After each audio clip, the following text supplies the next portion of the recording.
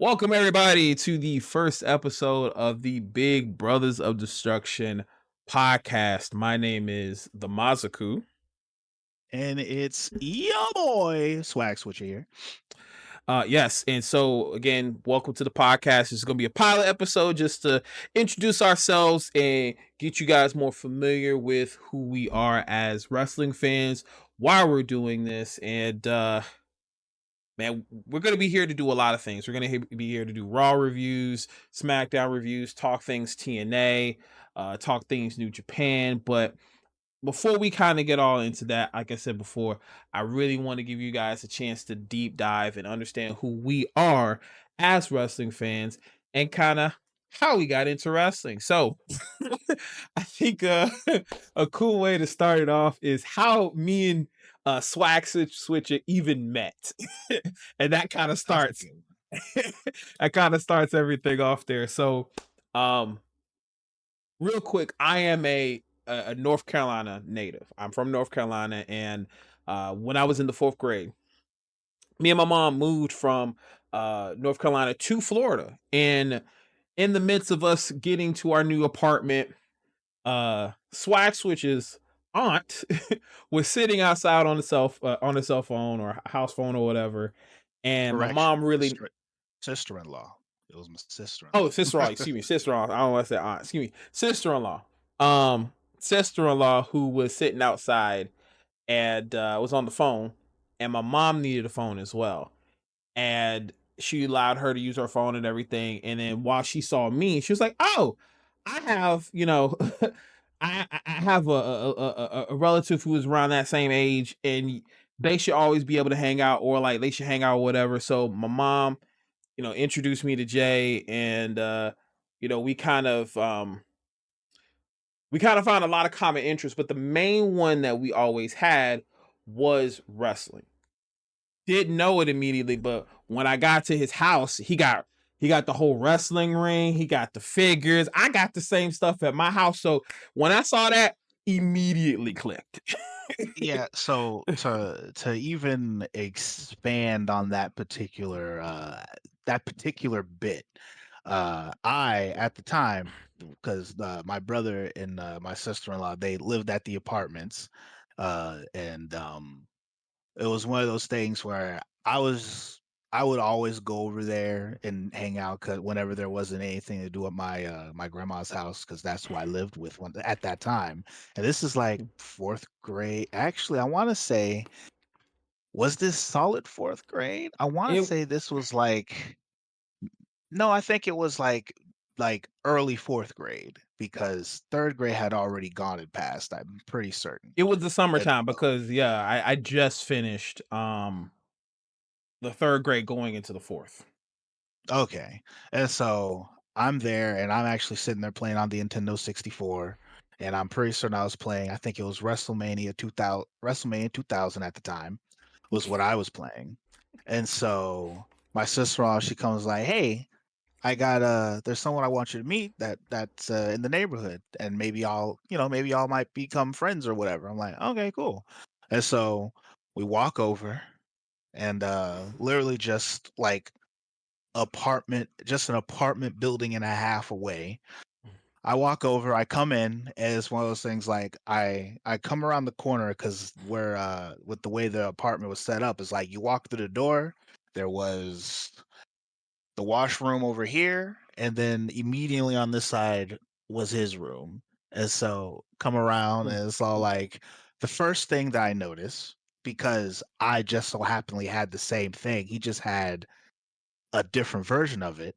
But first thing I see on his wall is Pokemon Stadium, and it's all 151 Pokemon. It's like, but it's them in their Pokemon Stadium sprites. And I'm like, oh, all right. So he messes with Pokemon. That checks. That's cool. And then I turn, he's got the Nintendo 64, and he also has wrestling. I was like, ah, so he plays wrestling as well. He also had some wrestling toys and stuff like that too.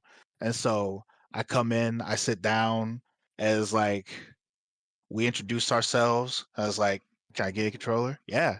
Pick up the controller. And for probably maybe like the first 30 minutes, we're just sitting there. We don't really say a whole lot, but we don't even really make eye contact either. It's just like he's in this like I don't even know what you call that chair, but it's like this freaking Oh, it's he's a like circle chair. yeah, this circle chair. You know, he's like almost like full guru mode here, like is sitting in this circle chair, and I'm sitting on like he's got like a futon bunk bed type Yeah. situation going on, and it's just like we just put he just has that he's got wrestling on the game, and then as we're playing, it's like you mess with Pokemon? Yeah, I play Pokemon too. Oh, okay, yeah. Dragon Ball Z? Yeah, yeah, okay, okay, okay. That's cool, cool, cool. And then it was just like we just kind of played the game, and then maybe like after a couple of random matches, and we were like, oh, so we both really know how to play this game. All right, I think I think this will work. And that's kind of sort of just how it left. Like I think I was probably there for like maybe like 2 hours, and Yeah, it was just yeah. mostly just us playing the game. Yeah, yeah, yeah. I remember the one thing we used to always love doing is once we found this out, the ring bells, because we play WrestleMania 2000, and you could collectively grab bells, and then you could just suplex people on them, and it just the ding sound from Oh, the bells. so that actually that came later, but that was Yeah. quite a fun because that was No Mercy, Oh yeah, you're right. which WrestleMania didn't have that. No Yeah, yeah, yeah. Mercy, yeah, which I mean, still fitting within the time frame because No Hmm. Mercy literally just came out literally like later, Yeah, like literally like like a little a bit after couple that. months later type thing. Hmm. And yeah, no, because on WrestleMania, on that one, you pull out a weapon, when you drop it, it disappeared. Yeah, you're So right. on You're No right. You're right. Mercy brought in the idea and the aspect of you can pick up a weapon and you can put it on the ground, and then you can drop people on top of the weapon, and they actually reacted to being dropped on the weapon, Still one of the reasons why No which Mercy was one of the greatest wrestling games. chef's Just kiss. chef's kiss, Absolute literally. absolute chef's kiss. Like it does not get any better than how that went. I mean it Funny, does, but like, you know. the thing about us in wrestling too, and obviously in our gaming like history, a lot of things that we take from wrestling or just things we experience in life, we do it in real life. So anybody who's ever played No Mercy, Godfather, whenever he comes out to the ring, he has a specific walk, and I've made literal TikToks of me doing the walk, and I was like, you know what? Oh, go ahead. It is great. No, I was just gonna say it's great because, like, to anybody else who's probably watching TikTok, it's all like, "Oh, that's a funny little walk thing." For me, I get the extra pop out of it because I know exactly what he's doing.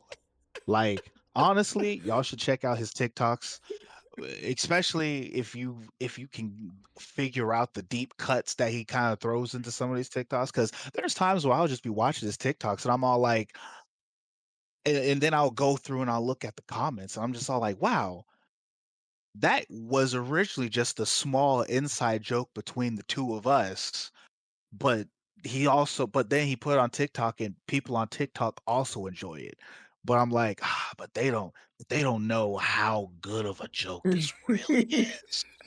They don't know. Yeah, no, they don't know. So that's the cool thing about it. So again, with the Godfather walk, it was just simply we used to always find it funny, just and then so making that a TikTok, it's just like things like that. Uh it's funny how wrestling to us, we take so many things from wrestling and make it inside jokes. And I know everybody does that. Everybody does that. But for us, while growing up, there are so many elements that we've gotten from wrestling where we incorporate that as jokes in our day to day life. So, uh, but yes, we meet each other, we play the game, and then as we continue to uh hang out and watch different, shows, or we'll talk about pay-per-views, and it's cool to know now. So actually, I never knew how that first experience was for you, because now hearing it from you, it's like, wow, okay, I kind of had a similar thing of like, I don't know who this guy, I don't know who this dude is. And you know how parents always love meshing two people again. A lot of people tend to do that. And at first, you're very Mhm. standoffish. So I never knew that you were because I always felt like you was super chill. So it was like, yo, he's super chill. Hell yeah, you And can it come was over and hang out. and it wasn't so much like the standoffish thing, but it's just more so the fact like, it's like, all right, so it's like because we're in fourth grade, so like once you're like in that fourth grade area, Hmm. those like going like I would say like fourth grade and forward, those days where you just go to the park and then just be like, hey, kid, let's play tag together. And then y'all Yes. just go and run around and start playing tag. Like that's Yes. like towards the tail end of like that era of becoming friends. And Yeah. so it's like once you go from fourth grade and forward, if we're not family or if we did not link up because we went to school together, it gets harder to just be all like, especially on just like a quick one off that we had at that time. It's like, all right, so like I'm in this guy's house, like we gotta like I don't know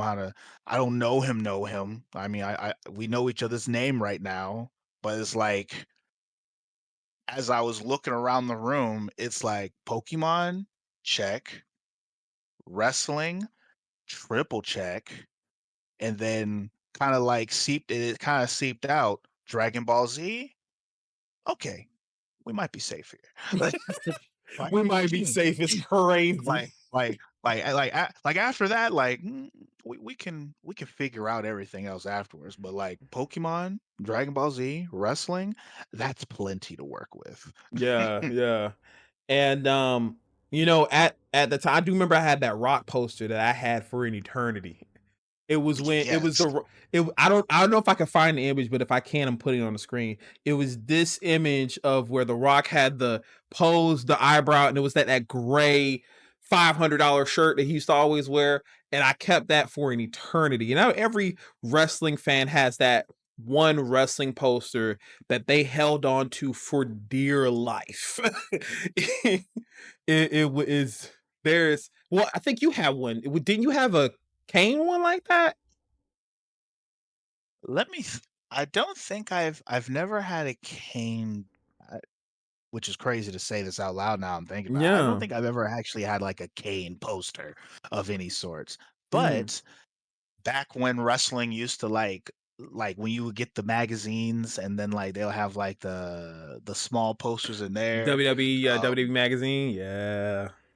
I had a couple of the posters that was of the divas, and my favorite one that I had, it was a poster of all of the pay-per-views that were going to happen for that year. Mhm.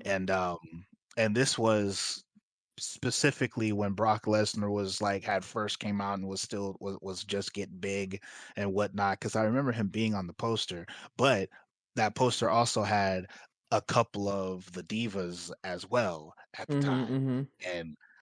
and that poster was very useful because back then, like WWE, they kind of sort of kept the same within that, like I would say like for like 3 years after I had that poster, they kept the same style and thing for the pay-per-views. So it's like when I first got the poster, all the pay-per-views were in the right times, and then when the next year would come back around, they didn't change the names of the pay-per-views and they didn't change the months of where the pay-per-views would drop.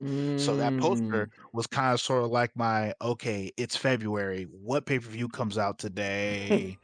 Uh Yeah, because Armageddon. All right, bet. every pay per view comes out the same way every time. Yeah, see, that's the thing that there's gonna be a lot of conversation about what we'll probably say what we miss about wrestling because every wrestling fan has that. If you start off at a certain era, you all have a I miss this in wrestling moment. For a lot of us as 90s kids, it's gonna be either games, it's gonna be a specific era. It I know one thing, and I didn't know this was such a huge thing in the wrestling community, but remember how when matches would show the match card and it would show the wrestlers like getting ready, the movement, like I didn't know that everybody loved that so much. I didn't They know kind that. of bringing it back, right? Yeah, and so Specifically everybody's Raw. popping for it. Yeah, everybody's popping for it now. And It's I didn't know it that's a does. thing. Now it's funny because like in the now I they're like they're slowly like they kind of bringing it back, but I don't know if Mm-hmm. they're bringing it back to keep because like because I remember what was it the last one that I remember seeing was when it was Drew McIntyre taking on Jey Uso. Mm-hmm. Mm-hmm. And so and so they did it for that. And I know on the very first episode they did it for a couple. It was like, are we doing this again? Are we gonna keep it? And Please? that's the thing. So I encourage anybody in the comments, please in the comments, tell me, if you are a big fan of the moving match cards, please tell me why. I while I enjoy them, I always loved the Rocks. So the Rock was like, it's like he always interacted, and nobody ever did that. So I was like, it would be really cool if more people did that, and RVD was just, you know. So So I could imagine like for like a new one, especially like for like Joe Henry, like Joe Henry, yeah, it'd be perfect. immediately. It would be perfect. I feel like what you should do is though, if he did, and we're going off for a second, but if he did, he would have to do the turn and it's just zoom in into his face, just because that's how it does in the actual video. I feel like that that would be funny as hell, just to scare I people I too. I I, I appreciate the thought and the idea, but please don't listen to this man. Don't do They that. would never Don't do it. um, don't do that. Lord but knows. yes, so while those are definitely a couple of things that again, being a wrestling fan, we all have our favorites and wish that can come back. So to kind of get back into the, how we met and kind of how we meshed into more into wrestling. um I had another friend in North Carolina who was a really big wrestling fan, and he was kind of the person that introduced it to me. And I was like, wow, this is really cool. And I remember the first segment I ever saw was a segment where The Rock was coming after Undertaker, and he just hit him with a rock bottom. And to me, I was like, whoa, what was that? He told me, the rock bottom and everything.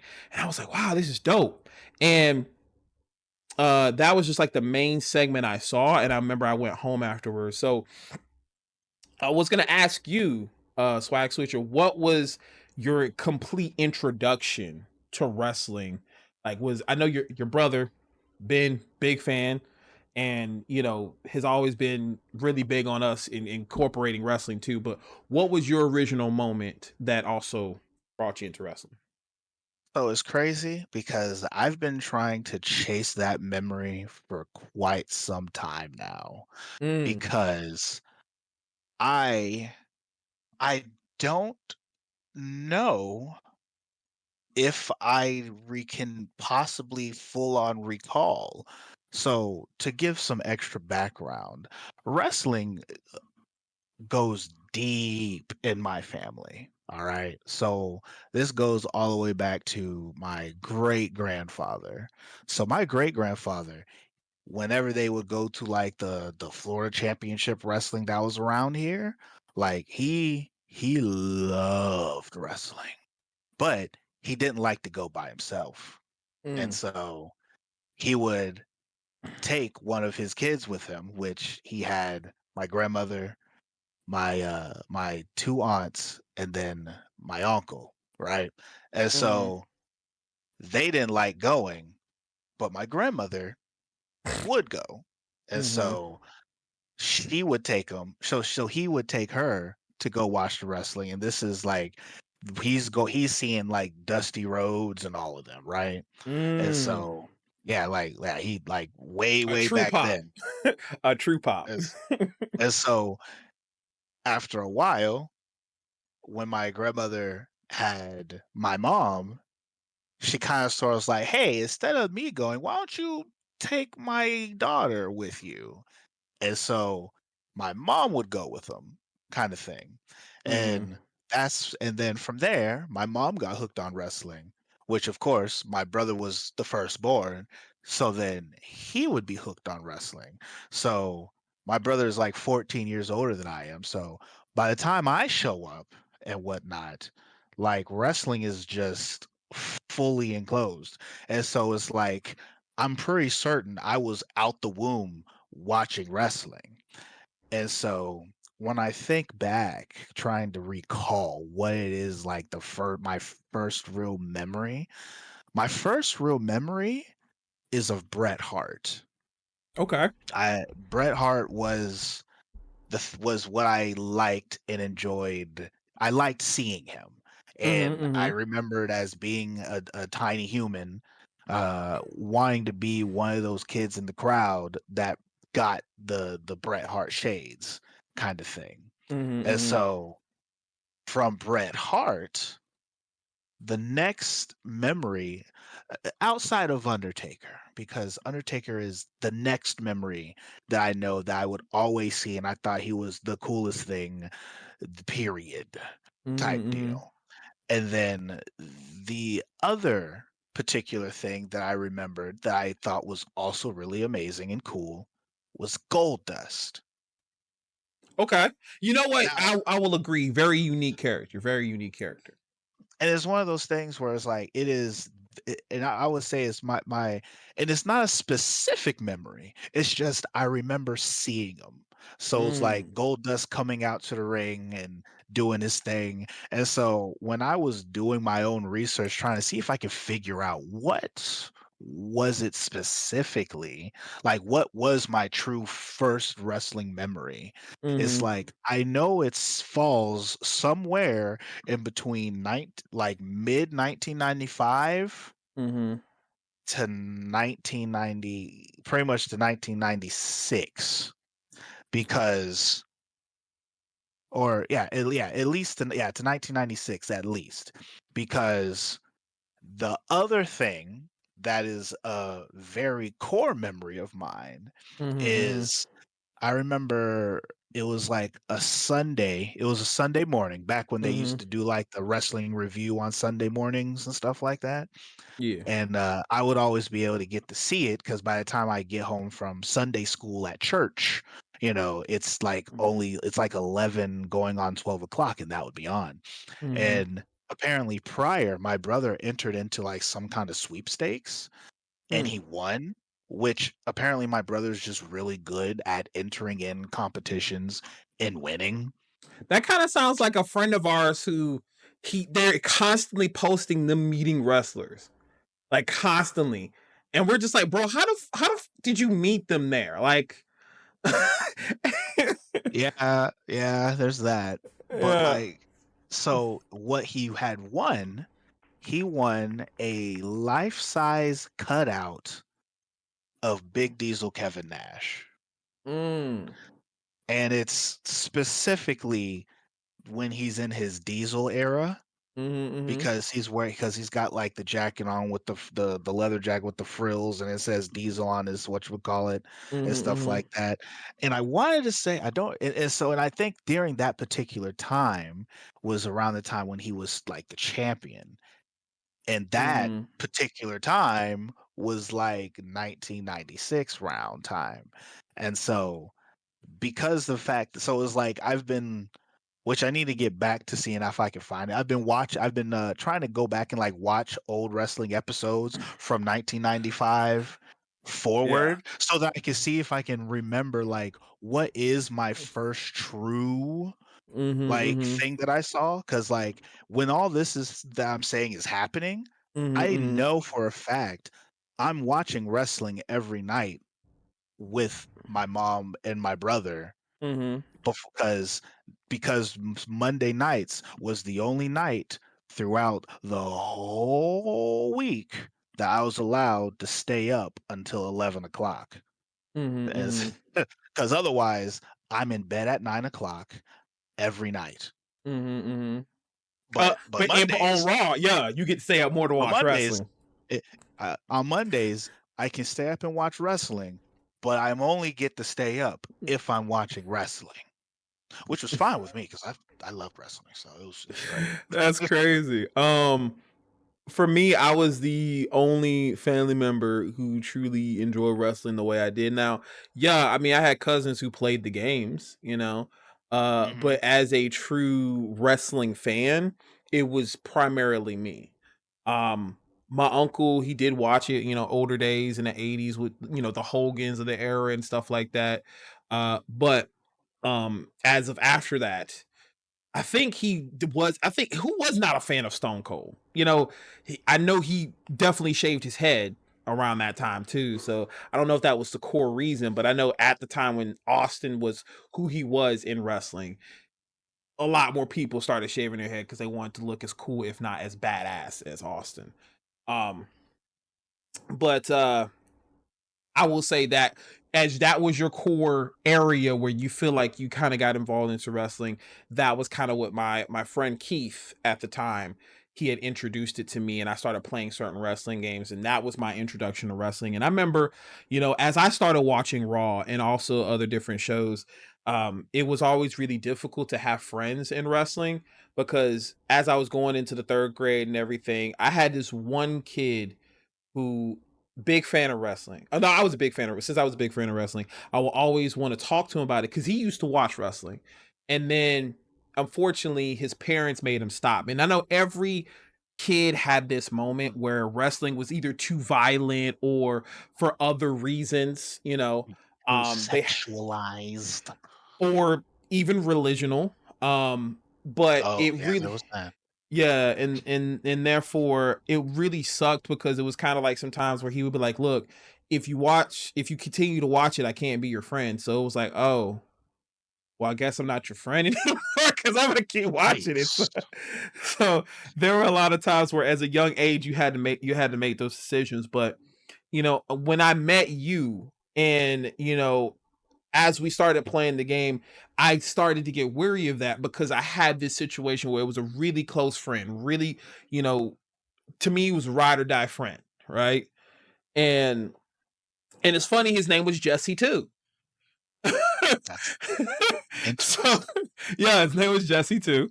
So to have that moment and then to meet another person, same situation, it's weird how now I'm looking back at it, but I guess my brain never processed that. Like, wow, same situation, literally saying this. It's like, so I'm glad that when we finally got the chance to mesh and finding out we're into wrestling, we started dabbling into it more. We cut our own promos. What kid hasn't cut their own promo when you were into wrestling? Um, we've also had our own impromptu matches. And I'll never forget the time where we had the steel cage. We used to have the steel cage ring at attachment piece, and we would use it as a weapon piece too. And I don't know if this happened because of the piece, the steel cage piece, but we end up busting one of ourselves wide open. I And I it was so it was you who got busted open, yes, and it was yes. and I it's funny because I remember the fact was like it's like it happened, and then all of a sudden we like freaked out for a moment. It was like, oh snap, you okay? You okay? Yeah, okay. It's like, and then it's all like, well, shit, you're busted open. This, and then we just kept on going. Just Yeah. It was but like, there was oh there was a snap. brief freak out moment. It's like, oh no, you're bleeding, and then it's like, no, no, it doesn't hurt. Oh, cool. That and then like, oh, this adds more chemistry to the wrestling now because we're bleeding. So I love how we're not even actual wrestlers, and technically in a seasonal sense, we both had our elements and moments in actually doing wrestling. But Oh, the in that, fun of doing the thing that they say not to do at home. yes. But having that moment and realizing it, and as any wrestling fan, when you're trying to explain wrestling to somebody and it's saying when they get to the point where let's get some color, let's get color, and then and then it actually happens to you, you're like, wait, whoa, actually I see why the adrenaline is rushing. So that was a cool thing, as growing up and stuff like that. Cody Rhodes. Something Cody Rhodes. Ric Flair to me was more of a bleeder than and Cody would like Oh, to be every oh, once I in a wasn't while. talking about the blood. I was talking about the Oh, adrenaline oh, rushing and stuff in your soul. You okay. know. You know what? You have a point. I was thinking because Cody also likes to get a lot of color too. He does like to bleed I a lot. mean, it's not something I thought of, but I mean, you're not wrong. Yeah. But there's also something about, blonde hair, busted open face. It just looks good. Ric Flair made a living off of it. literally made her living off of it. But um so yeah, that was kind of again our introductions to it and how we evolved into, if not imitating, the play wrestling or just playing games in particular. And I remember we even started like creating our own promotions. We had our Yes. own promotions that we I created too. still have my own promotion. As a matter of fact, to this day, I mean, I have not done my promotion in a minute, but with the new Hmm. wrestling game that just came out and I've been Hmm. playing it, I kinda got that itch to wanna recreate my characters and stuff like that. However, only just because I'm me and just the way that I am, I want to, like, go back because the last time I actually created my promotion, which is called VTCW, which stands Hmm. for Volt Tackle Championship Wrestling, and, I want to finish at least the year that I was in the middle of doing because, like, when we create, we go hard. So I had like, and especially with the way that universe. So it's like I completely restructured universe. I had like the four different shows. I created the different arenas for each show, gave the shows each different names, freaking created different pay-per-views for all of the show. Excuse me, for all of the different shows and stuff like that. Created belts for each championship and stuff. I went stupid. I want to say this was for 2K23, I want to say. Hmm. 20 either 2K22 or 23. It's one of the two that did this for. And Hmm. so I went full tilt on the creative mode.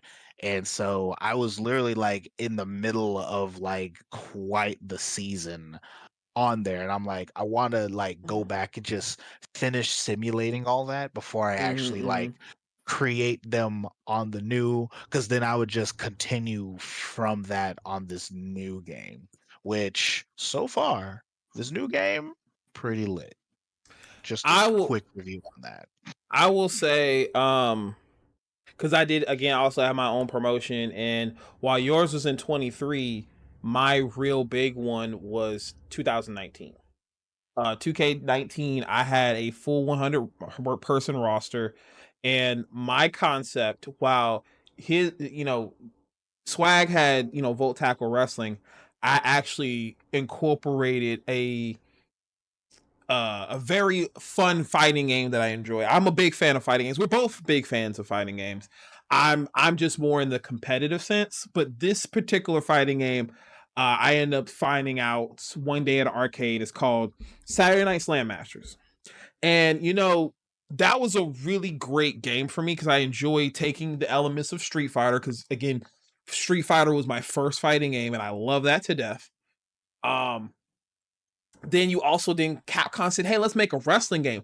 Oh snap! You're taking two of my favorite things and combining them. Yes, so I love that game so much. I literally have an arcade cab in my house that has the game in it. That is how much I love Street Fighter. That is how much I love Saturday Night Slam Masters. So at that point, I wanted to take the concept of, hey, what if I just took every fighting game character that was a wrestler or every wrestler in a fighting game and put them in a promotion together. So we're talking about people from Street Fighter, Tekken, KOF, people even from Power Instinct, just like any wrestling character in a fighting game you can think of was in this promotion outside of my own character who originally was in Volt Tackle. Right. He was in me and it's funny because it was me and Swag used to be a tag team in a promotion. We kind of went to the opposite ends of promotions, and Swag's character stayed in Volt Tackle Wrestling, and then my character moves into another promotion. And there was the promotional clashes we had too. So it's kind of like we had our own WWE and AEW. Oh, in a Would have sense. been it would have been WWE and WCW at the time. Well, I But mean, more so were we that rivals though? Well, Huh? okay, you mean like as in the time era? Okay, Yeah, time as in era. the Okay. time era. But even then, when we were also playing these games, WCW had kind of bit the dust anyway still, so there was that too. Especially where Um, like the core of these games, like not No Mercy, but like WrestleMania 18 and then SmackDown versus yeah, Raw and yeah. or first SmackDown Mm-hmm, mm-hmm. 2 and was there a SmackDown 3? No, there was SmackDown, there was No, that's SmackDown 2 and then went and to then shut your SmackDown mouth, Oh, oh, shut your that's what they mouth, did. Shut your and mouth. then Here comes the pain. nope, just bring it. Just bring it That was one. so wait, there was because I know there was SmackDown, and then SmackDown I 2, want to say so SmackDown 2. and Oh, then shut so your then the mouth. third no, wasn't the third one Just Bring It? Okay, yeah, it was just bring it and then shut your mouth. Yeah, Just Bring It, then Shut Your Mouth, and then Here Comes the Pain. Mm-hmm. And here comes Okay. the pain for in it. I would actually like to hear in the comment section everybody's favorite wrestling game, but to the majority of the crowd, it's going to either be No Mercy, it will probably be WCW, NWO Revenge, and not was it Revenge or is it Oh, you got me on that one. I I I never touched the WCW ones. I never did either. Which will let you guys know right now we are WWE guys. WWE WWF purists. That's Yeah. me. I Smoke the definitely didn't watch beer. WCW. And if I did, it was for Goldberg, and that was it. Um, Barely. You but know, you saying that just reminded me, like, because when you was talking about like being friends with people who watch wrestling, I'll never forget the homie. His name was Paul, and we found out that we liked wrestling, but we we couldn't get the concept of the fact that we were watching two different wrestlings at the time mm-hmm. because I had said something that was like about watching wrestling. It was all like, "You watch wrestling too? I didn't know that." Yeah, yeah. Who's your favorite wrestler? Oh, my favorite wrestler is Undertaker, and I also really like Bret Hart. And he's like, "Who are those?" I'm like, "What do you mean? Who are those? They're wrestlers." Who He's are all like, those? and then he's all like, "No." Well, he's like, "So you don't like." What about Sting? I'm like, who's Sting? He's like, you don't know who Sting is? And he's like, Sting's like my favorite wrestler. And my other favorite wrestler is Goldberg. And I'm like, I've never heard of these people. And he tries to describe him. I was like, you're talking about Stone Cold Steve Austin. Who? And we're both looking at each other with these big question marks. Like, and I Oh got to my the point god. where I'm like, you're not watching wrestling. That's not wrestling what you're watching. And I think he got real mad at me because I literally denounced whatever he was watching that he called wrestling. I was like, those aren't real people. There's no I've Damn. never heard of a Goldberg. Who's Sting? Like, and he said a couple of other people. I'm like, yeah, no, that's something different. That's not wrestling. Like, Oh, I'm we're so talking dead, bro. mankind. We're talking mankind, The Rock, Nation of Domination, Undertaker, like Vince McMahon. Like, I don't know what you're watching, bro, but that ain't wrestling. I'm Not sorry. you completely denouncing this man's whole universe. You like was like, oh word, that's what you watch. This shit's not real. And that's the one thing any wrestling fan hates to hear. This shit is not real. So, Oh, bro, we kind of clashed for a minute, but of course, like we weren't friends for the rest of the day. Let's that's say crazy. Um because I told him his Sting was garbage and couldn't take on Undertaker. So I was just that's whatever. crazy. And we It never is what got it that is. match, unfortunately. I mean, we Um know who'd win. You know, stand by it. We already know. Like, I think that's again because we're purists. So that's yeah. Um no, but no, no, to no. kind Sting ain't got nothing on Taker. That's just what it is. all right. I see that's gonna happen in the comments too. That's my hot take. Take it or leave it. If it's You too know, hot, put it down. we all have our hot takes, and I'm gonna get back to you on that one. I definitely have a couple of hot takes myself. That is actually what real quick, the Discount Lariat Lounge is for. The Discount Lariat Lounge is going to be a segment in the future where we're just gonna take something, spin it, and knock you straight in the nose with it. So that will be something you guys will see in the future. But for now, to kind of get back into the previous moments, yes, we had our own particular promotions. That's kind of how we got involved into the general manager side or the backstage element of creating wrestling. So I know now that you're getting ready to do that for your game, and it's unfortunate because you're on PS5 and I'm on PC. So I would I love to mean, be able to listen. download those characters and stuff like that. I mean, oh yeah. Now, as far Yeah, as that that's goes, down. I well, and but I was about to say, like, if you was talking about like the GM mode and stuff like that, like, because I bought the Taker edition and Mm-hmm. whatnot, and luckily Steam often has different sales, and so it's like, if you're only going to get it on the PC, I could probably buy the vanilla version and play it on there as well, Mm-hmm. maybe, kind of thing. Especially if we want to do like the GM mode, because we could really do GM mode in the sense where it's like, if you wanted to have it be like your promotion, but well, maybe not so much like using actually like The our create. characters and everything. Yeah. I mean, unless you, Although you could, I like, that could. actually could. I because you can actually, if since you're not familiar with GM mode, Oh, like I'm with GM familiar. mode. Oh, Not the okay. new one, not the new one, but we remember we used to do GMO back in the day. Yeah, back in the day, but with the new one, Oh, okay. because I don't remember. Actually, I think you've always been able to add your. Yeah, you could. It's just Yeah, like you can on the always add your old characters. one. Yeah, so it's like on the old one, you could add your characters, but they'd be like 10 overall popularity, and you have to like Mhm. literally grind Mhm. the hell out of them to get Mhm. their Mhm. popularity up. And so, as far as that goes, I actually don't know what it does on this game with your create characters, only because I have not put create characters in GM mode yet.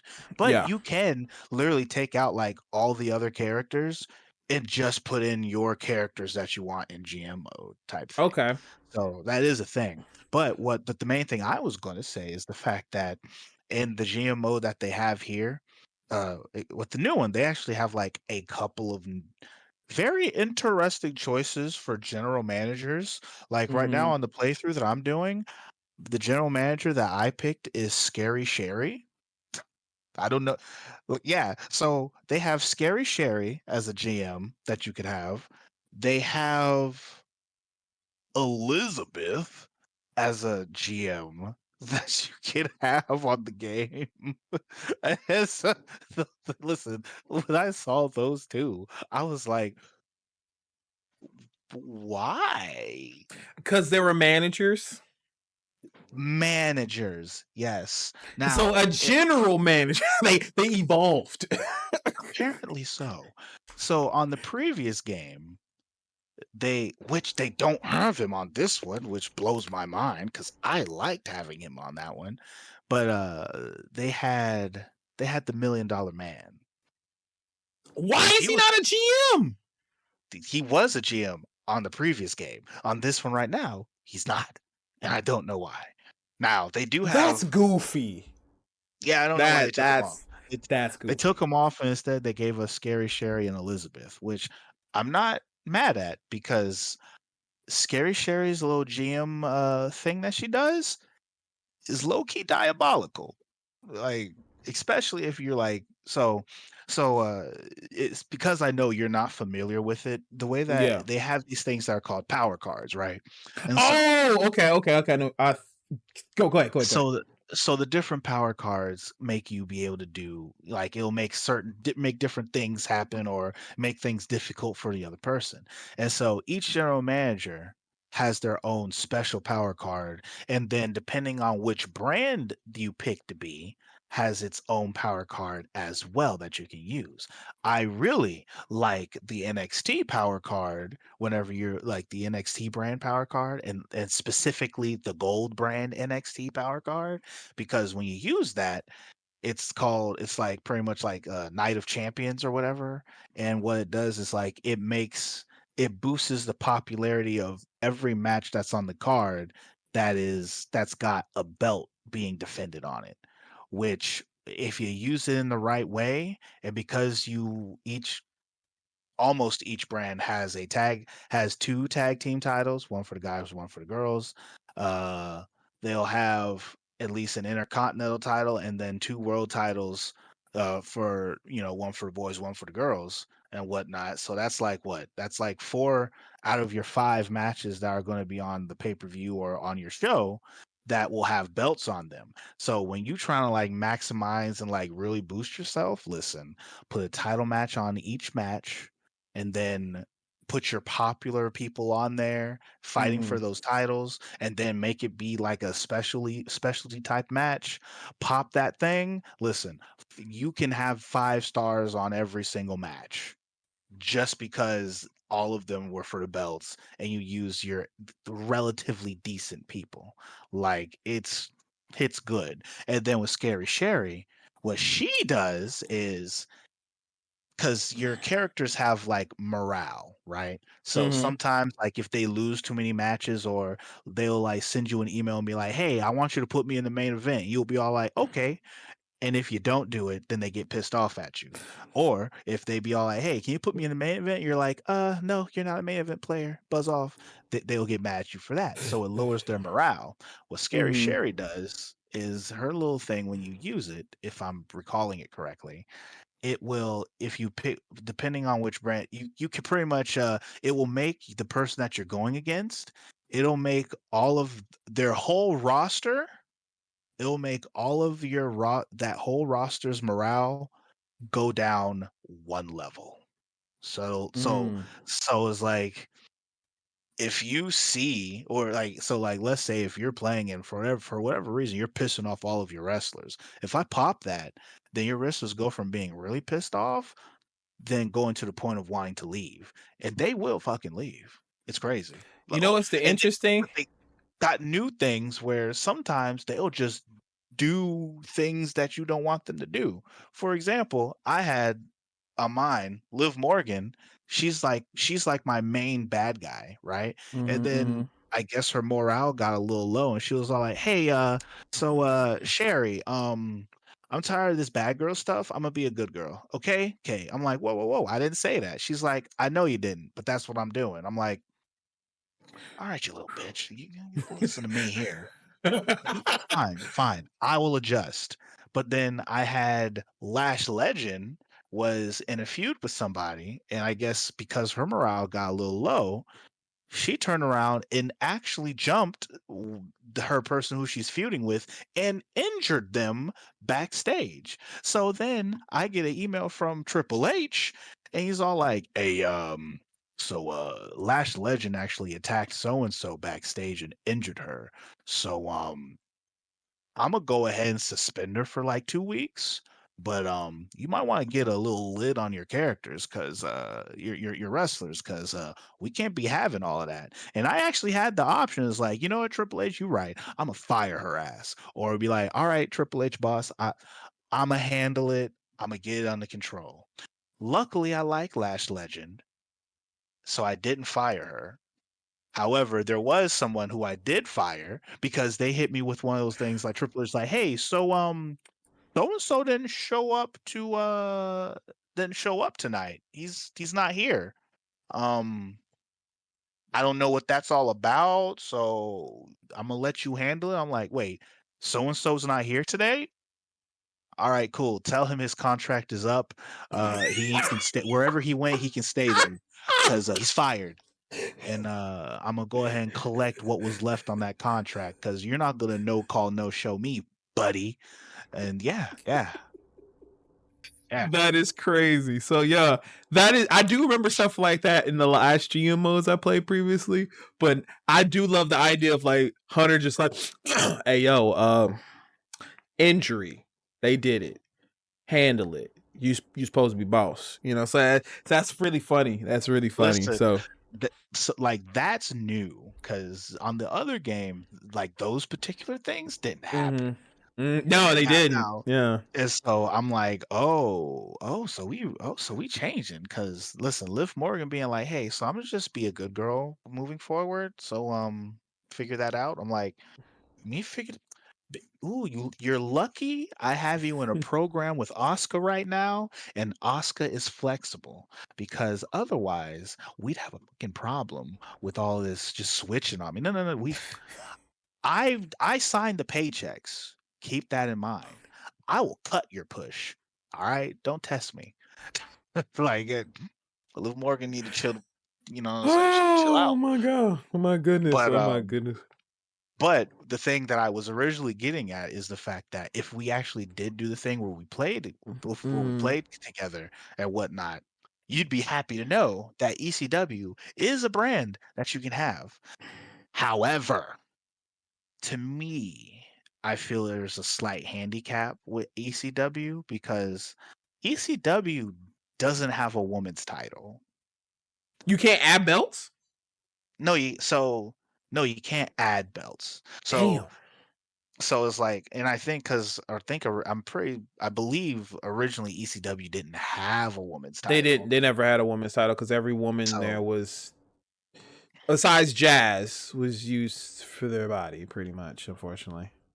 and so it's like with the ECW one, like you still have a tag team title, the TV title, I think is what they used, and then they have the world heavyweight title, but they don't have any titles for the women. Mm-hmm. However, at the same time, so it's, I think like that's like one of their small handicaps that they have. I think Is it they important to have a women's division as well? Not it saying that it it's not, but like, is it for the building of the manager and stuff like that? yes. So, and the reason why I know that it is because it's one of those things that to have diversity on your match card, and so Got it's you. like, you know, like the way that because otherwise, because if you don't, you might get hit in the ratings. So it's like if you have a match card Mm. where it's nothing but dudes and whatnot, and you don't have like at least one woman's match in there, then people are going to get bored of just the sausage fest that would be your show That is kind of thing. interesting. Well, you know what? Again, with ECW, it was a lot more managers. So you had Francine, you had Dawn Marie, bitch, and you had people like that, and Jazz, and her name is not Bass. You had Miss Bass. I can't remember her first name. I feel bad because she was really a great addition to it. But again, every female presence was either a manager. There wasn't a lot of wrestling, so Mhm. I could see that. But as ECW, and and this is a great moment to even talk about this. While yes, I am a WWE purist, but I am a die-hard ECW fan. Like, I introduced Swag Switcher to ECW, and there's something about good old Philadelphia 90s ECW that it reminds you of the black and gold NXT. It's a bunch of wrestlers who are really, really giving it their all to this promotion. They live and breathe this promotion. And every match on that card is a banger in some way, shape, or form. It could be Little Guido versus Chijiri and Super Crazy. Amazing cruiserweights. Okay. You can get the crazy, insane stuff from Raven, storyline to a development. You can get the damn Dudleys. Those damn Dudleys. To me, greatest tag team of all time are the Dudleys. I've met Bully. I have met Devon multiple occasions. I do have a Bully story, and I hope that if he ever watches this pod one day, maybe there was a misinterpretation between us or something like that. But I have met him in multiple occasions. Great guy, and I think one time I might have asked a question that might have set him off. But um, to me, hands down, the Dudleys are the greatest tag team in my eyes. Cannot stress that enough. Outside of the Hardys and Edge, but that again, that is a particular era. But the Dudleys were just that damn good. Um, Also, again, 3D best finisher in the business, best finisher. Um, how you know this is the best damn finisher is because that was a tag team move everybody did everywhere. If you remember how when you go to the pool as a kid and we would sometimes do wrestling moves on each other, the biggest wrestling move you would do in the pool was a fucking 3D, no matter what. Listen, Because I honestly think one of the last times I was actually in a pool, I got 3D'd. I exactly, think, it's if I'm not mistaken, my boy, it was from my boy Antonio and the late great Cecil Boykin. They mm, 3D'd me. I'm pretty certain. it. And again, I've only wrestled a little bit in the industry. Always again back in high school stuff, so I can't really say what is the safest move because I haven't really explored that much. But to me, I feel like the 3D is just literally one of the safest moves to do, especially in a pool setting, because it's just like Oh, by the time you get to the for a pool? water, For a absolutely. pool? Yes. I was about to say safest wrestling move to do, the lockup. It's real Oh safe. yeah, I I'm talking about in a pool setting. Sorry, but but yeah, lock up. Yes, absolutely. Um. now because you was just talking about that reminds me because I did do my homework because for what we was originally talking about we was going to be doing for this, you was says like, hey, jot down some questions or things and stuff like that. Mm-hmm. And so I was like, I came up with like a list of I was trying to come up with 10 and I fell short of it. And I think we kind of sort of touched on a couple of these, but I'm gonna just go down the list and whatnot because I feel as if with this being the introductory podcast, Mm-hmm. these are and from watching other podcasts and seeing other people talk, I feel these are relatively good important questions to throw out there and ask. And Okay.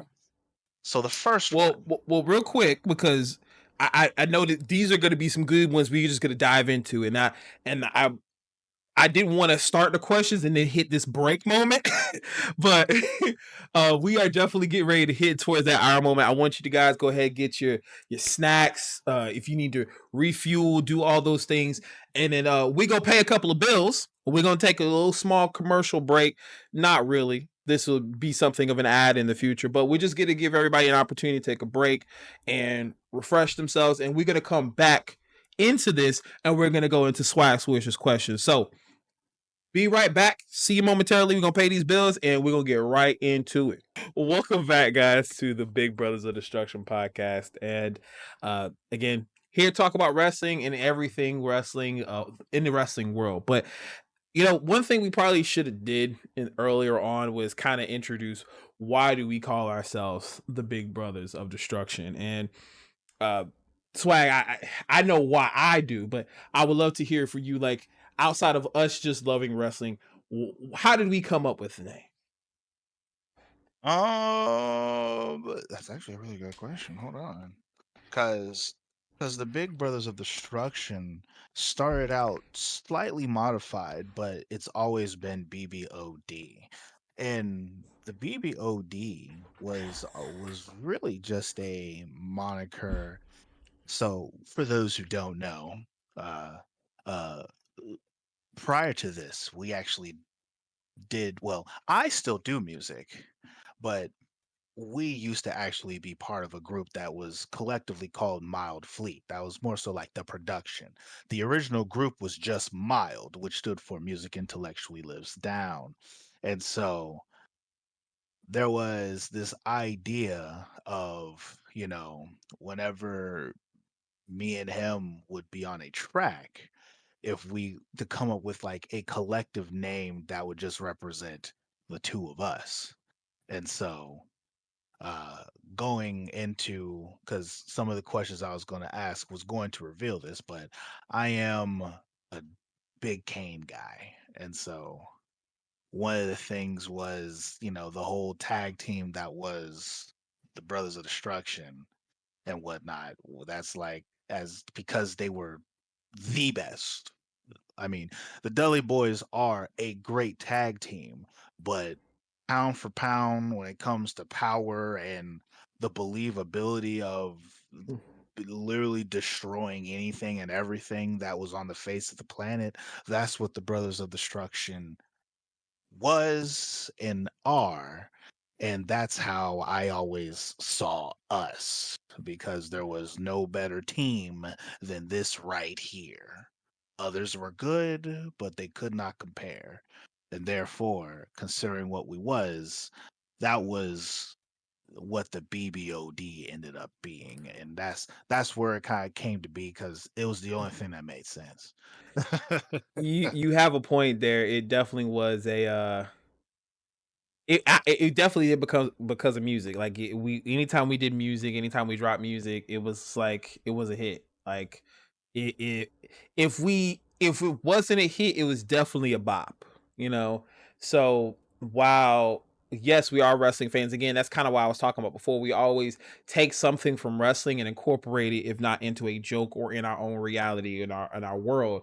So with being the Big Brothers of Destruction, I mean, yes, I am a Undertaker fan, and while there are times we have talked about cosplaying, or for Halloween, you being Kane and me being Paul Bearer, mainly because of the size and everything, but still Which the still would be perfect.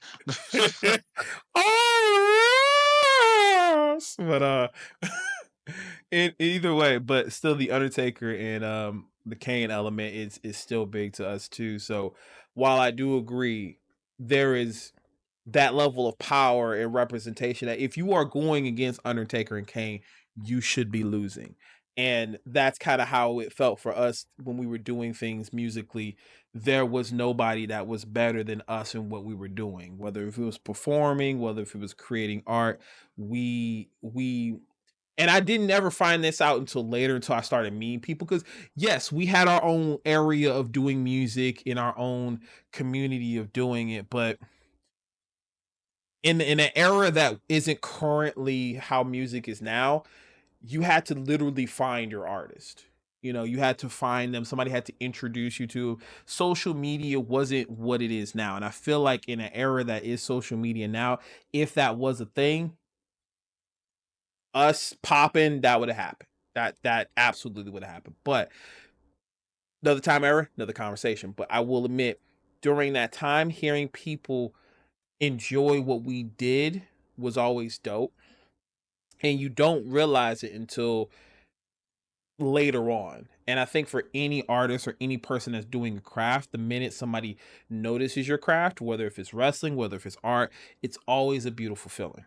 And anytime we created that art was also a beautiful feeling too. But that is also why we come up with the Big Brothers of Destruction podcast. It's basically equivalent of Undertaker and Kane, but in our own element and world. So and speaking of your questions, let's kind of dive into them because I know we kind of we're in a bit of a thing right now. Oh, we got yeah, we're I mean, we've been going for a hot minute and we don't want to string everybody along too much. And honestly, with the because these were thicker questions. So we maybe go through like the first couple and then maybe on the Yeah, next podcast we'll divulge into the other ones absolutely. because they're good ones. So and Okay. they're ones that will probably take a moment to think about. So the first one, all right. Uh because this is one that I see a lot of people do, and Hmm. I know I've never asked this of you before. So the question is, what is your when it comes to all-time wrestlers, what would be your Mount Rushmore? Mm. Um. And this is The, across the board. Your four, because the Mount Rushmore is four faces. So who are your if you're gonna have someone go up there and chisel it, whose faces are going on that Mount Rushmore for wrestlers? And I because I know. know you gotta think on it, No, no. or I do you actually. you already got it? Yeah, yeah, Never yeah. mind. I kind of already have it, but the first one is immediately going to be controversial, and I know it because while again I've already stated I'm a huge ECW fan. I am a huge New Jack fan. New Jack was my guy. Like, I mean, yes, Austin was my guy too, but there was just something about New Jack that was just he was one of those people that you had to be there. You literally had to be there to understand it because if I tell you some of the things that New Jack has done in his wrestling career, you would think what the fuck. like and and for those who got to see New Jack in his element, whether if it was Smoky Mountain Wrestling, whether if it was an ECW where he was the original gangster, New Jack, the one thing I loved about New Jack, and I see those elements in Moxley whenever he does those arena matches and his music still plays, and I also see this with I can't remember Inoki when he did it too. Um, not Inoki, not Tony Inoki. Anita. Excuse me, Anita. But whenever New Jack's music would hit and he just wrestles through his entire track, the song was always the most fitting situation. And with the weapons, with the crazy antics, the funny, New Jack was an experience. And now, wow, okay, there's something else popping up in my brain. I don't know if I can express it just yet, but I used to love all of just the elements of New Jack whenever he hit the ring. He again was an amazing promo guy because he was just real. Whatever he said, it was real. When he hit the ring with the weapons, everything. And I remember he used to always say this too. He would say, I would get high so I can go and get high. And so he can jump off of what he can jump off. New Jack, like I said, is a crazy character, and it's probably going to be controversial in some people's eyes because of some of the other things that he did. If you want to know of those, probably check the comment section. They're probably talking about it. But it's going to be New Jack, Pentagon Jr., hands down, is my guy too. And I really need to set some time now to have you watch Lucha Underground, because for anybody who is being introduced to Penta in WWE now, you really had to watch him in Lucha Underground. That is how you would get the truest form of who Penta is.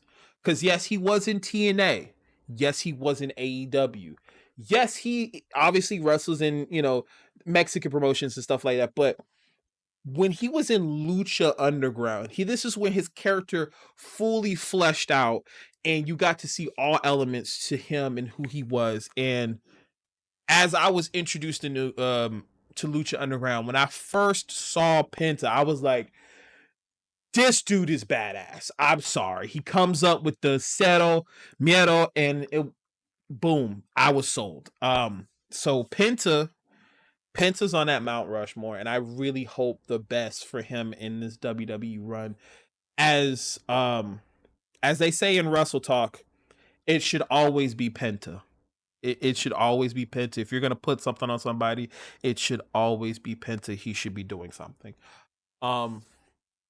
Secondary is gonna be, or the third one is obviously gonna be Austin. There's something about, as a 90s kid, Austin was everything. Stone Cold Steve Austin was literally wrestling in the late 90s. There, you couldn't go nowhere without seeing a Stone Cold shirt, a South Park version of a Stone Cold shirt, or art or something like that. But the minute fans heard that, yes, but the minute fans saw the 316 promo that he did at the King of the Ring, obviously everybody was sold. But to me, the best Austin moment is obviously when Mankind was going against The Rock, and the pop that Stone Cold gets whenever the glass breaks, and you just know he is coming to fuck shit up. And all he does is come in and just pops Rock with a steel chair and walks out, and that's it. So it's something about any wrestler who's over to that extent where their literal music will be like, "Holy snap, he's here! Oh my god!" Like, and you didn't even think he was gonna show up, you know? And so Austin, so it's New Jack, Penta, Austin, and last one. This is the one that's really that I was kind of battling with in my head a little bit. Oh man, because I had those three hands down. Mount Rushmore. Mm, mm. I want to give it to Kevin Owens. Kevin Steen is, if you watched ROH, and a matter of fact, and I want to emphasize this too. It's between Kevin Owens, Kevin Steen, and Jay Lethal. Jay Lethal is also another person.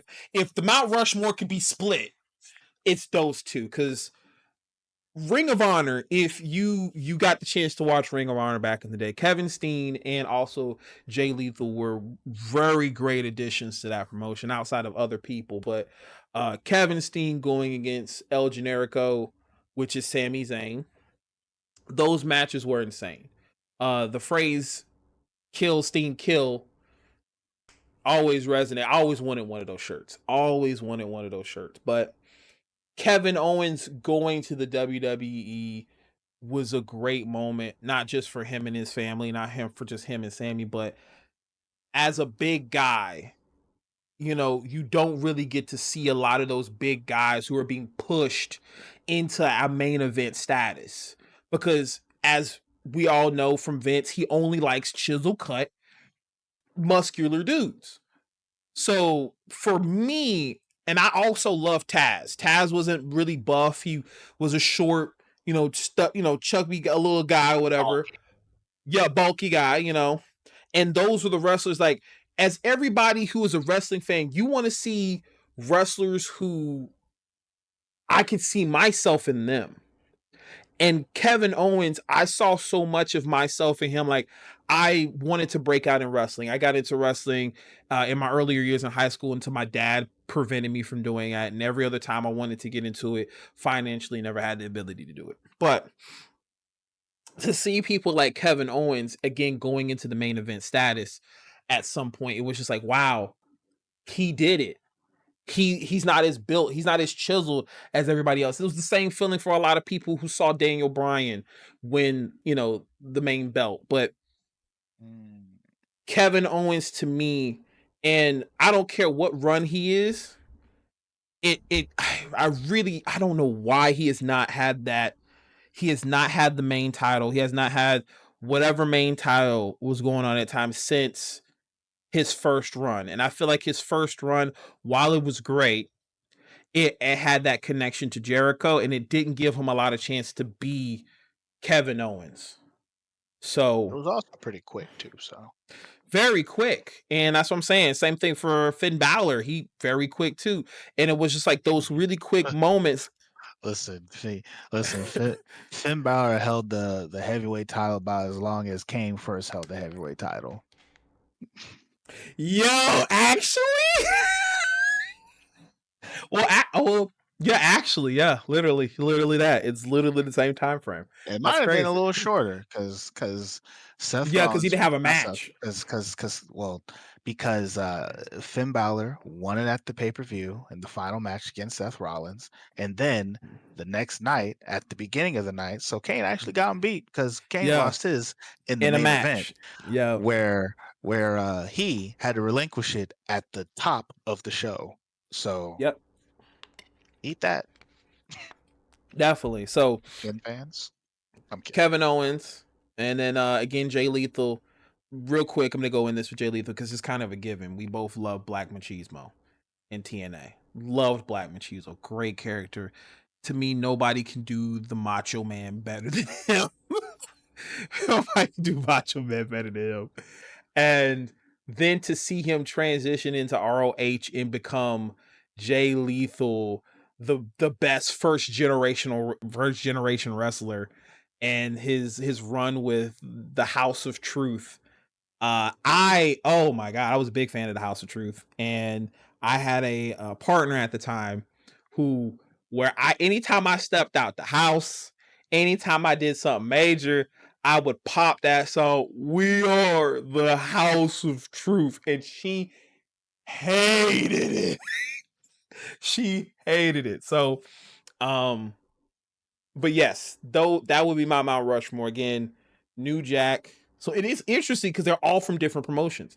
Um, but kind of so what? So New Jack, ECW, Penta, um, Austin, and then KO and technically Jay Lethal, but KO. So I got it. All right, not terrible, not bad. I'm kidding. that's crazy. So for you, Swag Switcher, I would love to hear now. And this is going to be a new for me because I don't think we've never had this conversation. So yes, please tell me, who is in your Mount Rushmore? So my Mount Rushmore, and once again, this is like all time favorite type thing, right? You're all this is the all time Mount Rushmore, and so my all time Mount Rushmore is it's actually, I mean, it's not as cool as yours, I'll be honest, but like, but mine it's gonna be it's Bret Hart, Mm-hmm. Undertaker, Mm-hmm. Kane, Mm-hmm. and Macho Man. Mm. So 2 Federation error and 2 attitude. Technically 3 Federation. Technically. And And then kind of, 1 I attitude. mean, Yeah. and so the reasons being is because without those four particular people, I don't care about wrestling. Mm. Because number one, Bret Hart is probably the first wrestler I ever identified in the very beginning of all of this. Bret Hart is the earliest memory I can probably go by. I can't remember anything specifically that he had did at that time and whatnot, because like it's funny because I go back and I look and I'm like, well, I didn't like him because of his promos, and I know I didn't care about his in-ring ability at the time. He's Mm-hmm. great in the ring and he does have good matches and stuff Mm-hmm. like that. And so it which is kind of sort of the theme for me. It's always it looks cool, Mm-hmm. it seems cool, so it has to be cool. And so Bret Hart was that cool thing that I saw with the glasses and the black and pink and all this other stuff. So You know what it is? I think that was your first time being introduced to swag. Cause he had a lot of swag. that's actually a good point to make there. It's a He very was good point. drippy. He was mad drippy. So nah, that checks. That really does check. That's a good observation on that one. And so then there's Undertaker, because because Undertaker is the epitome of just cool, with the purple gloves, the lightning and whatnot, the dead man aspect of him. He comes out, he's got the dope trench coat and the hat and everything and stuff like that. That quick time when he had the mask and stuff like that, that was the coolest thing ever for me, at least, because I thought The the Phantom mask of the was Opera mask, yeah. yes, I thought the mask was so dope.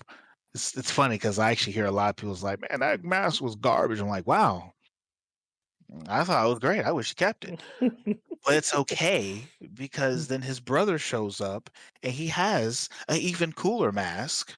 And Kane God, just Kane. God, listen, yes. Kane took cool to a whole Yes. other freaking level, Yes. Yes. because number one, Kane is out here just bodying people left and right, which was crazy because that was what Undertaker did. Now Kane's doing this. Mm-hmm. It, Kane has this super cool theme song with this red and the fire. in the red, to be specific, because red's my favorite color. So and then he's got like this dope outfit that he wears, Thank God he didn't come out rivaling with the cape. Undertaker. Listen, when I later on in life, when I saw the cape, I'm like, fam, this cape is the but but let me put it this way. If if Kane would have came out with the cape, I would have said Kane first before I said Brett. Okay? Because that would have been core. Like I would I could have probably told you what I was wearing the day he came out there with this cape on and tore the gate off the cage. like you understand. I thought the cape was cool as fuck. But I also understood that the cape was not necessary and probably would have actually killed his character, and I would have just really wished I got more of Kane with this cape. So so Again, it's the drip. It's you and drip. because yes, the cape would have made him drippy, but also too mythical. correct. Like I'm glad we didn't get Cape Kane, because otherwise I would have missed out on so much more. And there's also the fact that, like, when it came to wrestling, like from the time he showed up till the time he took the well till the time he became corporate Kane. We don't talk about Mm-hmm. corporate Kane. But but up until that time, Even there embrace is the hate Kane. what? Even embrace the hate Kane. Yeah, no, I fucked with it. Like it was straight. Okay. I'm just It was curious because straight some for people me. didn't like embrace the hate Kane. But go ahead. It was because it was funny, and it was a different Kane, and I love all Kane, but it was like Kane throughout the years has done nothing but find ways to make me go crazy or pop over something or be like, oh man, that was amazing. That was cool and whatnot. Freaking one of my favorite memories of Kane was the fact that, so I'm at my first WrestleMania, and this is the same WrestleMania where Ric Flair retired. And there was a match where Chavo Guerrero was the ECW champion at the time, and there was a dark match where there was like this big battle royal that happened, and you know, as a Kane fan, you have to get used to the fact that Kane is what I call a main event jobber. He's always in the main event, but he always loses to the person who they actually need to push, type thing. And so Kane was in that match, and he actually just so happenly won. I was like, oh, well, that was a surprise.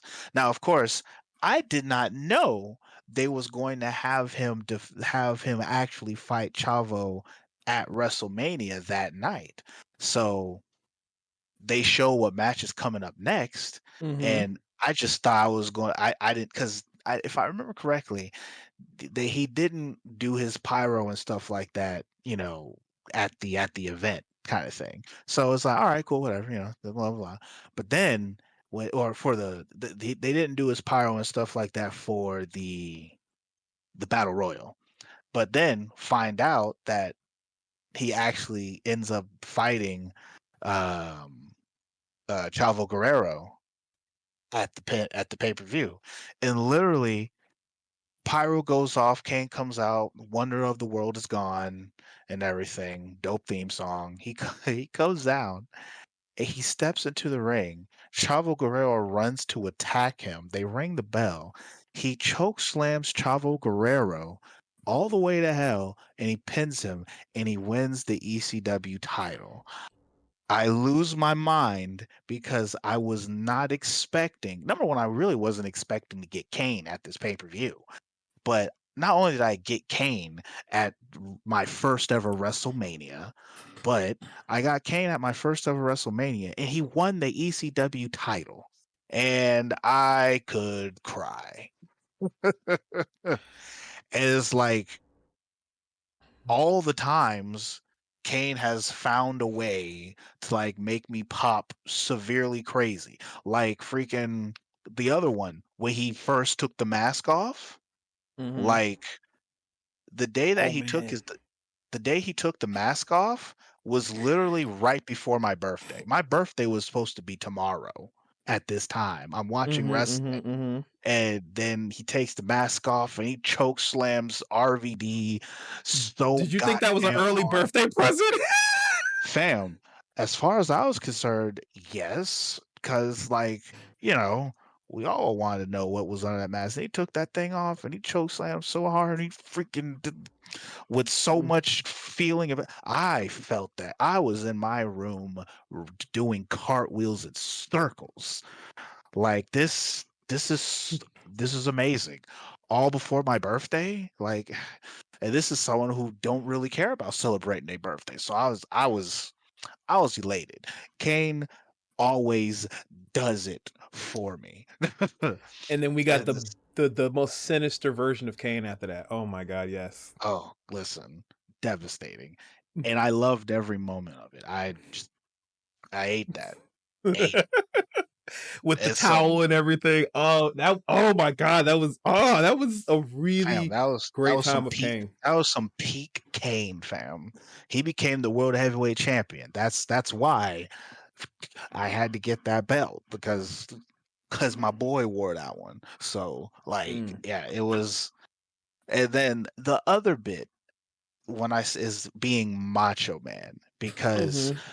Macho Man as a child, because I didn't grow up watching Macho Man Randy Savage, but as a Mm-hmm. child, because he always had the Slim Jim commercials, I always really thought Macho Man was really, really cool. And any time that he was in a video game, I loved seeing him and loved playing at him. It wasn't Mm-hmm. until I got older and the internet, I was able to really like look and see Macho Man stuff. And then I got to really know Macho Man, watching all of his promos, seeing his matches, seeing the kind of person that he was, and stuff like that. As like on so many levels, I relate to Macho Man as like his character because so the parts that I relate to Macho Man in the sense of is the fact that especially like when I'm like in my element, like whenever I'm in my hype mode and I'm like feeling myself type deal, it's like I kind of think in a very Macho Man-esque way where I'm all like I know I'm good. I know I'm that guy. And I know that I should be right here, regardless of what anybody says or regardless of where anybody likes to put me. I know, even though you guys put me right here, I know I'm right there. I know I am and Macho Man is that purest energy of that. And Macho because Macho Man was always the guy. He looked at Hulk Hogan. He's all like, "Yeah, so like I see Hulk Hogan, but like I'm better than that. He's just holding my spot, and no one's letting me. Or even more so, I know I'm better than Hulk Hogan, but no one wants to let me get in the ring with him. He's scared of me, and so." Until he decides to finally face me and whatnot, listen, I know I'm good. You haven't fought me to see how good you are. So what's what it is. And it's that particular bit that I'm like, I resonate so hard with a Macho Man Randy Savage because everyone, well, not anymore, but metaphorically speaking, Mm-hmm. because boy oh boy, no one wants to be Hulk Hogan anymore. But Oh like no, yeah, no. but metaphorically speaking, everybody wanted that Hulk Hogan, wanted to be the Hulk Hogan and wanted that particular spot and whatnot.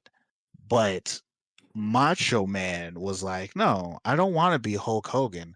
I don't want his spot. I'm trying to be above that because I know I'm above that. And it's like that particular mentality that he carries is one that really resonates with me and made me even appreciate Macho Man even more outside of his wrestling and whatnot. That bit, and then of course his promos are his promos are fantastic and wild. And when you listen to them, it's like they are indeed complete madness.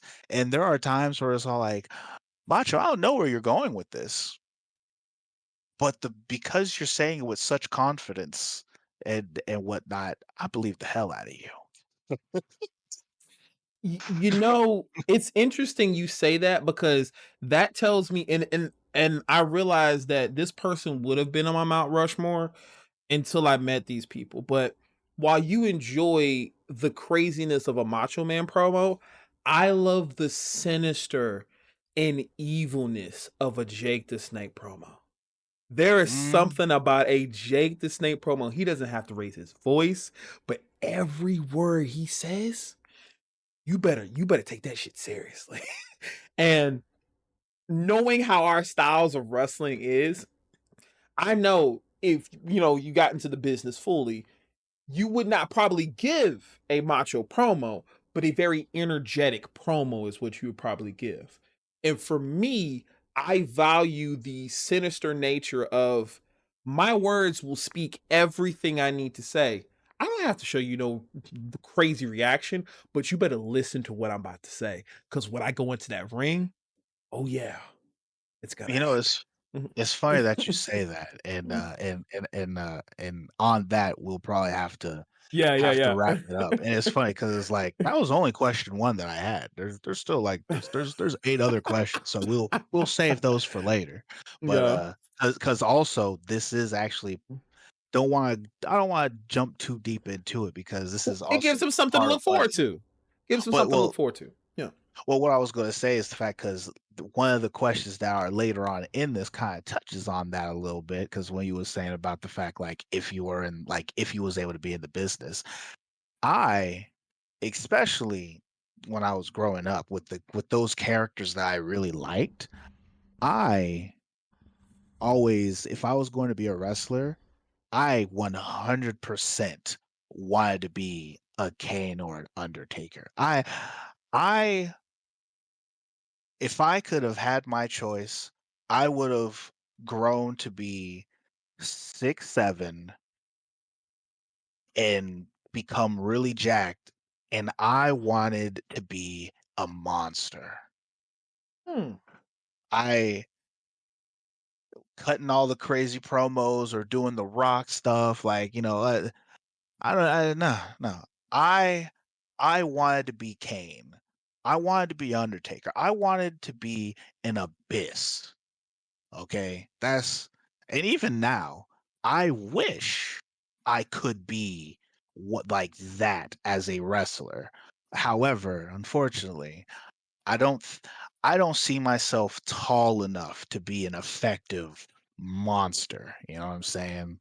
Like a Braun Strowman, a monster among men. Like I just wanted to be the person that would come out there and just grab someone and just toss them and throw them to the ground, and then whoever my manager is out here hyping me up on some wild stuff, and then I just float over the rope and leave, kind of thing. Like that's what I if I had my choice, I would have wanted to been a monster type thing. However, I ain't got monster size. I ain't got that monster height, but You but know, that is interesting, and I definitely want to deep dive into that next episode because as you say that, my ideal wrestler for me was Taz. I was like, yo, if I could be anybody in the business, I want to be Taz so bad. The Tanja Hanjime, the Taz mission was such a you locked that it was Taz.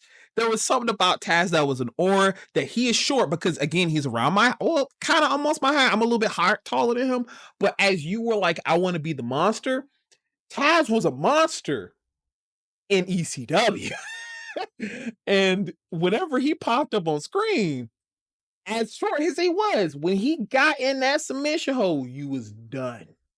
So it's crazy you say that because again, it sounds like we have, I guess, ideally the same desire in character, but just different elements, you know, Mhm. where and I also did this in some of my TikToks too, where I just would cut promos, and I think I want to do that again, as in future content. You know, we'll dive more into that, but I want to say I do appreciate the fact that we get to do this. You know, we've talked about doing things like this, either a podcast or just fleshing out, making content in general together.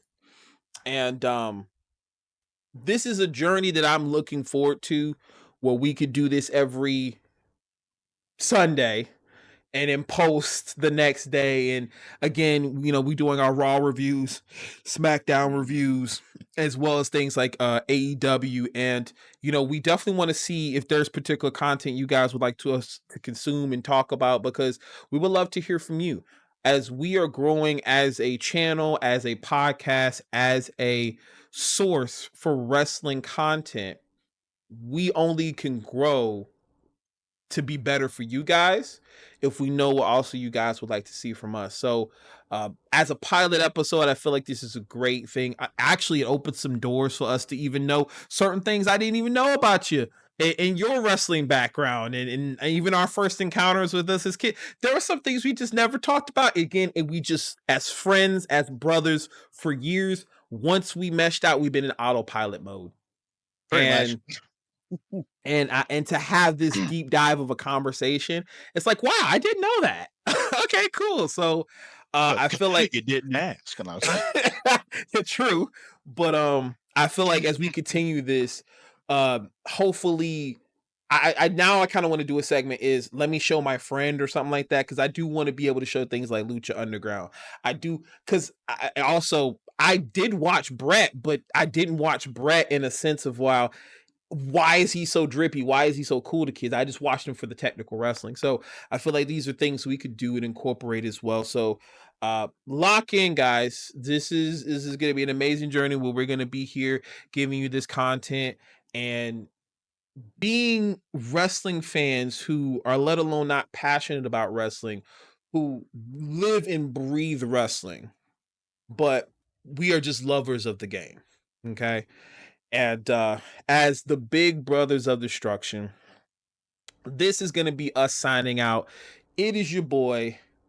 It's the Masaku. Swag switcher in the building, as I always say. It's funny because I kind of took your thing just right there, because it's your boy. That was also you.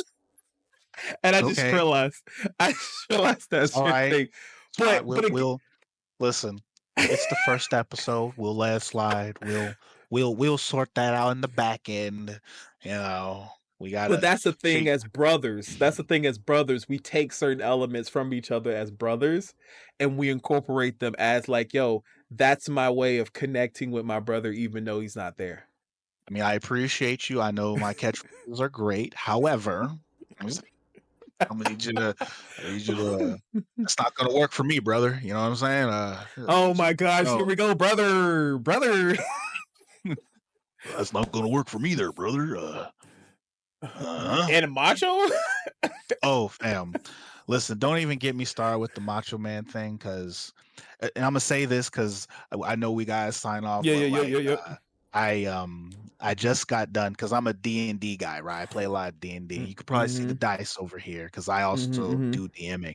Well, I created a character who went by, he was the red-blooded He-Man, Vandal the Savage, and he was a bard barbarian, and pretty much modeled him off of Macho Man. And so when we would play in role play, I would literally do the game in Macho Man's voice.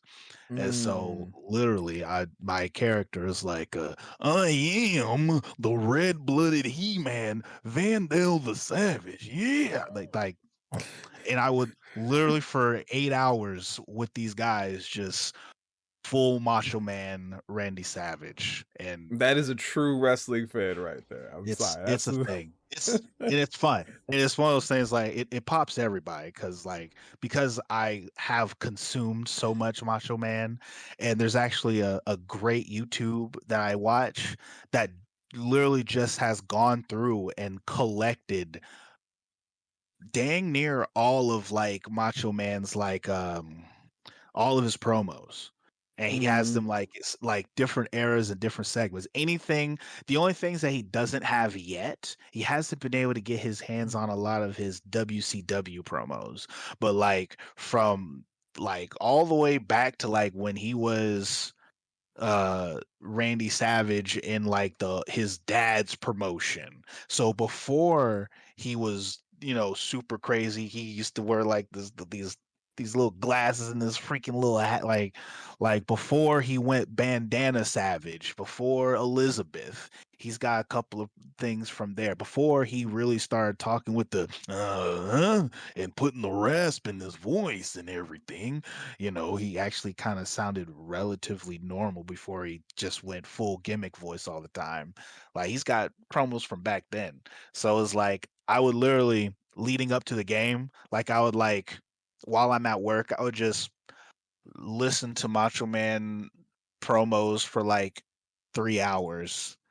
And then I'll listen to it like for about like an hour prior to playing the game. So then once now I'm in the game, I've been listening to this man's mannerisms and the way he says things. I'll jot down and save some of his special catchphrases, so I'll just drop it in whatever game that we're doing. I'll be like, they will be like, so what's going on? Like, where are you? And it's like, well, I'm thinking about getting a little funky like a monkey, different things like that and stuff like that. It was a great time. I'm gonna miss that character. Oh man, the way you made it sound like it's like Bruiser Brody and Macho combined because you say the barbarian, and Bruiser Brody was definitely like a barbarian. So, but these, like I said, these are elements about us as wrestling fans. We again incorporate from wrestling and put it to our real world or our other universes like D&D. But again, I'm gonna let you do it this time. Again, guys, thank you for watching. I am the Masaku. So you'll find yours. It's your boy Swag Switch in the building. We're getting ready to sign off, and do stay tuned because from the day when this gets posted, there's going to be the Raw review later on. So Yes. we'll be getting on into that. Outside of that, don't forget there's literally an AEW pay-per-view that's going to Tonight. be Yes, popping off. tonight. So I'm Oh a man, I gotta find out what to make tonight for that. But yeah, but yes, thank you guys so much. We will see you tomorrow. Till next time.